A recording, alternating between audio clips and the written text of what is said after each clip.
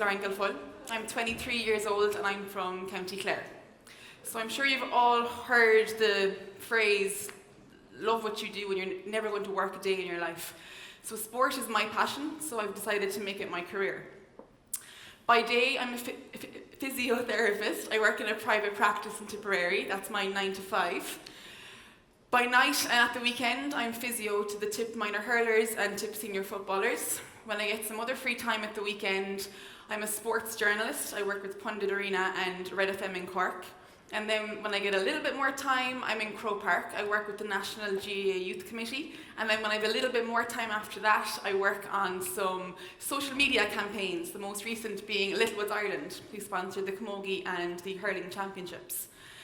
So an awful lot of people say to me, Lauren, your work ethic, how do you do it all? How do you keep going? And I'm very surprised at that because I love what I do. I don't see it as work. The perk is getting paid, to be honest. So that's what keeps me going. I don't need free time because I'd just be doing what I'm doing anyway in my free time. So when I was asked to speak at Zeminar a couple of months ago, I didn't know what to talk about. And I was thinking, well, everyone says I work really hard and I'm doing quite well. I'm only 23 and look what you're doing. And I thought, grand, I'm going to talk about how to get 100% out of yourself. And that was grand. That was the plan. And then this weekend, this was the All-Ireland Camogie finals. This was a huge, huge thing for me. So for years and years, I watched All-Ireland hurling finals. I went to them as a fan. And I suppose, as a journalist, in my capacity anyway, to work as a journalist at an All-Ireland final is a pretty big deal. And to be honest, this was a career high for me. I haven't done much better than this since. I got to rub shoulders with the likes of Joanne Cantwell, Marty Morrissey, under the Hogan stand, speaking to the Cork management. This is Aoife Murray, she's the Cork Senior Camogie captain, and she just collected the O'Duffy Cup when I was interviewing her here on the pitch. So I went home that night and I was absolutely delighted. I was on cloud 9, I felt on top of the world. And the next day, something happened in a personal relationship, and I went from feeling the happiest high to the lowest low, okay? So this, kind of in reflection a couple of days later, I was thinking, a couple of years ago, when I was all of your age, that would have consumed me for the bones of a week, maybe even longer. I would have stayed in bed, I would have put on Netflix, put on Gossip Girl, got Ben and Jerry's, and just felt terrible. But that's not what I did this time, because I now know how to get myself up from that low feeling to kind of feeling a little bit okay again. So then when I was thinking about Zeminar, I was thinking, well, there's no point speaking to a group of 15 to 20-year-olds about how to get that 90%, 95%, 100%, when most of you are probably struggling to just feel okay, because that's what I was feeling when I was your age. So that's why I decided I'd change this talk around and talk to you about how to get from that really low point to just feeling grand again. There's 2 things I did on that Monday to get myself back up.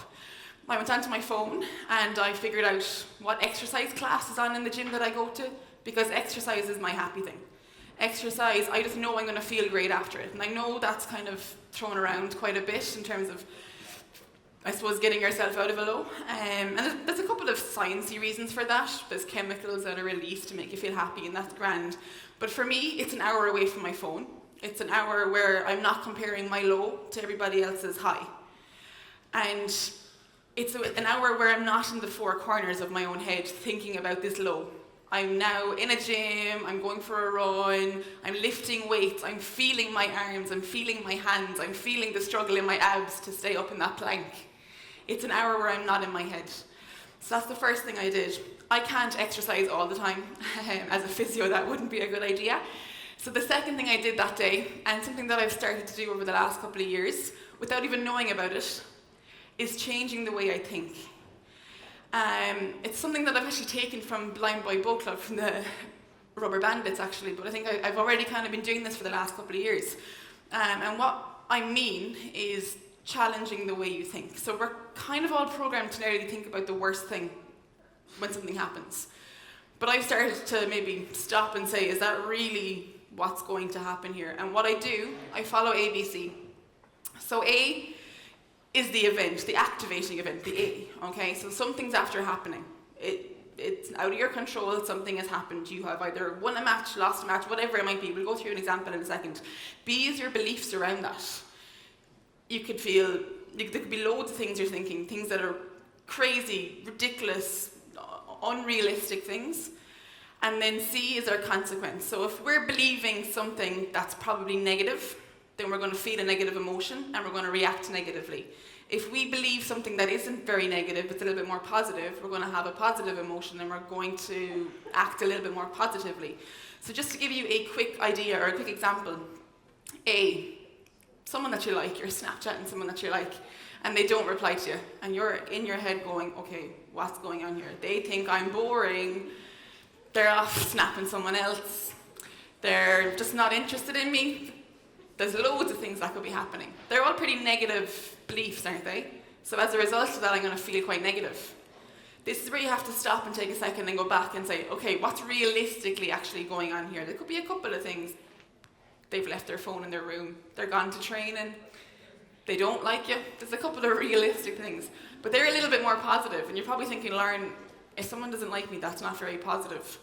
But I suppose you have to kind of flip it and challenge it and say, well, do I want to actually spend an awful lot of time with someone that doesn't like me? And I suppose we're already kind of doing this in everyday life. Who plays sport here? Yeah? In a match, okay, A, Paul Mannion is there and he has the ball and you're all thinking in your head, okay, he's an all-star, he is really, really good. I am never going to actually ever catch him, okay? They're my beliefs. As a consequence of that then, or probably that's going to let him solo down the pitch and score a goal and you're going to lose that league final. That doesn't happen in sport. Yeah, he might get the ball on the wing back line, but your belief is, well, I'm maybe not as good of a footballer as him, but I'm fast and I'm determined and I'll put 100% in. And you might end up dispossessing him, and that's your C, your consequence. So in sport, we put in the tackles, we put in the challenges, we don't let ourselves go down this long negative route. Not in sport anyway, or maybe other aspects of life. So what I want you to take from today is to challenge your own thoughts. And this ABC is a nice model. Even get out a pen and paper and write down ABC. If you write down something that's very unrealistic, it's going to be very obvious when you see it down in front of you. So I suppose this is what I wanted to talk to you about today. How to get from feeling low to feeling okay again. Because there's no point speaking to one or two of you about getting to 100% if we're not already just feeling okay. So 2 things. Find your happy thing. My happy thing is going to exercise. For you, it could be a podcast, it could be picking up a musical instrument, it could be picking up a pen and writing, or picking up a paintbrush. And 2, challenge your own thoughts. Don't let yourself go down that negative route when there's so many other possibilities. Put that tackle in. Thank you.